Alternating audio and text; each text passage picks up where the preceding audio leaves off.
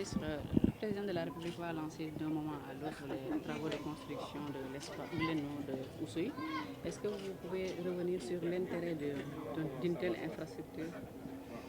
Il faut souligner que le Sénégal, à partir de la décision du président de la République, son Excellence M. Macky Sall, du 14 août 2013, a démarré l'enseignement à distance de masse à travers la création de l'Université virtuelle du Sénégal.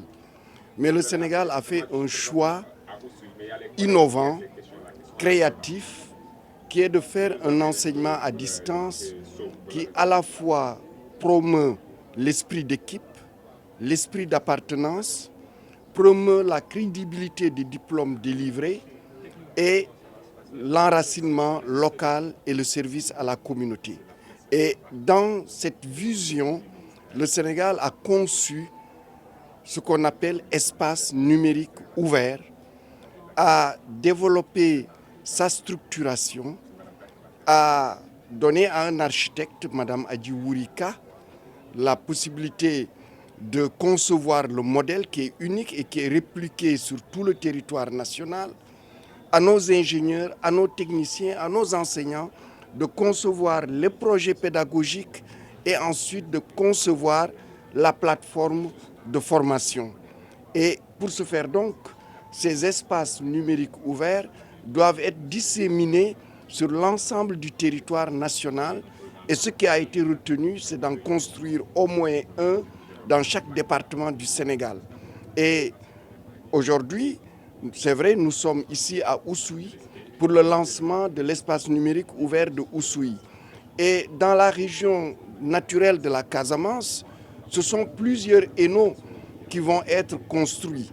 Vous avez l'haneau de Oussouye aujourd'hui, l'haneau de Ziguinchor est en cours de construction, l'haneau de Bignona va démarrer avant la fin du mois d'octobre, l'haneau de Sédhiou est en construction et enfin, l'haneau de Kolda est le premier haneau livré et qui sera inauguré donc demain. Et ceci évidemment donne une capacité de formation extraordinaire à l'Université virtuelle du Sénégal, puisque chaque haneau dispose de 420 places en visioconférence. Vous comprendrez qu'en 2022, lorsque les 50 haneaux seront construits, le Sénégal disposera d'un potentiel qui n'existe nulle part ailleurs, de 21 000 places simultanées en visioconférence. Et cet haneau, non seulement il forme, mais aussi c'est un espace de consultation pour le ministère de la Santé et de l'Action sociale, puisqu'il dispose d'une salle de télémédecine équipée et qui est en connexion avec nos centres hospitalo-universitaires, mais aussi avec des universités étrangères, comme notre université partenaire qui est l'université de Strasbourg. Donc c'est une démocratisation de l'enseignement supérieur, c'est l'enseignement supérieur de proximité, c'est l'enseignement supérieur des tout petits aux vieux, des jeunes aux vieux, des femmes, puisque cet espace numérique ouvert sera aussi un lieu de formation pour les groupements d'intérêt économique des femmes, des jeunes, les associations sportives et culturelles des jeunes, et aussi l'espace d'alphabétisation. Et l'UVS est en train déjà de le montrer.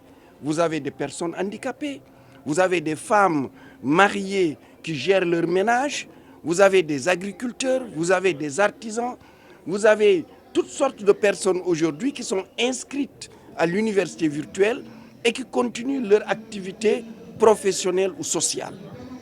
Monsieur le ministre, qu'est-ce qui fera véritablement la particularité? Cette haneau, sa particularité, d'abord, c'est sa localisation.